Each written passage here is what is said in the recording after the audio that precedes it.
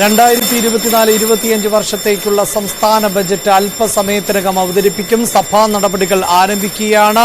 അംഗങ്ങൾക്കുള്ള bell ഇപ്പോൾ സഭയിൽ മുഴങ്ങിക്കഴിഞ്ഞിരിക്കുന്നു. ധനമന്ത്രി ഇപ്പോൾ ഭരണകക്ഷി അംഗങ്ങളുമായി ആശയവിനിമയം നടത്തുകയാണ്. അല്പസമയത്തിനകം തന്നെ സഭാ നടപടികൾ ആരംഭിക്കും.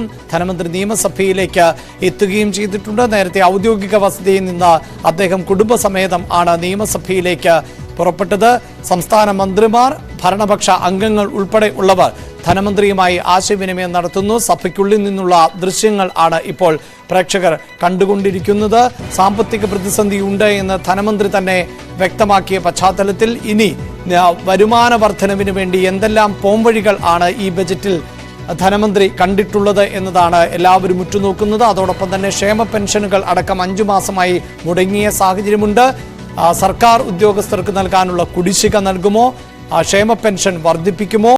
ലോക്സഭാ തെരഞ്ഞെടുപ്പിന് ഇനി ദിവസങ്ങൾ മാത്രമാണ് ശേഷിക്കുന്നത്. അതുകൊണ്ട് അപ്രതീക്ഷിതമായ പ്രഖ്യാപനങ്ങൾ ഉണ്ടാകുമോ എന്നെല്ലാവരും ഉറ്റുനോക്കിയാണ്.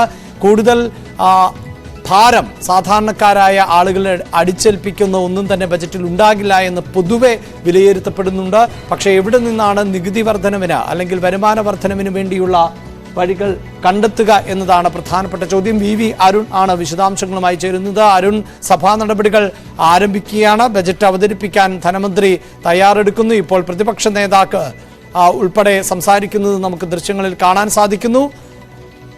എന്താണ് മറ്റു വിവരങ്ങൾ? അഭിലാഷ, കൃത്യം 9 മണിക്ക് ബജറ്റ് അവതരണം ആരംഭിക്കും. ധനമന്ത്രി കെ എൻ ബാലഗോപാൽ നിയമസഭയിലെത്തി ആദ്യം ഭരണകക്ഷി അംഗങ്ങളുമായി സംസാരിച്ചു. അവർ അദ്ദേഹത്തിന് ആശംസ നേർന്നു. ഇപ്പോൾ പ്രതിപക്ഷ ബെഞ്ചുകളിലാണ് ധനമന്ത്രി ഉള്ളത്. പ്രതിപക്ഷ നേതാക്കളുമായും ഒക്കെ സംസാരിക്കുന്നു. എല്ലാ MLA-മാരെയും അദ്ദേഹം അടുത്തു ചെന്ന് കാണുന്നുണ്ട്. ഇപ്പോൾ അദ്ദേഹത്തിന്റെ ഇരിപ്പിടത്തിലേക്ക് മടങ്ങുകയാണ്.